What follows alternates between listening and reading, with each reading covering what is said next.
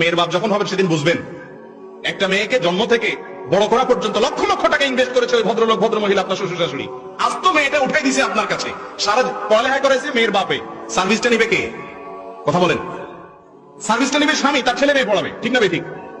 সুস্থ রাখছে তার বাপ মায়, আল্লাহ করাইছেন, ওনারা ট্রিটমেন্ট করেছেন, কিন্তু ভোগ করবে কে? স্বামী। এই মেয়েকে বড় করতে যা লাগছে উচিত হলো সব টাকা ক্যাশ ক্যাপিটাল হিসাব করে শ্বশুর মেয়েকে বলা যে শ্বশুর মশাই কত লাগছে এই মেয়েকে এ পর্যন্ত আনতে, হিসাব করে ফিগারটা বলেন, সব দিয়া তারপরে সসম্মানে আনা দরকার ছিল। বেহায়া দেয় তো না, বাসর রাতে মহারানা মাত্রায় নেয়, উল্টারও যৌতুক চা। মেয়ের বাপ মেয়েটা জন্ম দিয়ে কি অপরাধ করছে?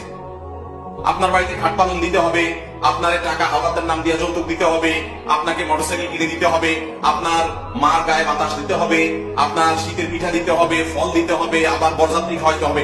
আল্লাহর জমিনের সবচেয়ে বড় জুলুম গুলো যদি কয়েকটা থাকে আমাদের এই অঞ্চলে এই দেশে, তাহলে তার ভিতরে একটা বড় জুলুম হলো এটা যে মেয়ের বাবার উপর এই সমস্ত জিনিস আমরা আরোপ করি। আমার বলে কিনা আমরা তো চাই নাই, ওনারা কোচি মনে দিচ্ছে।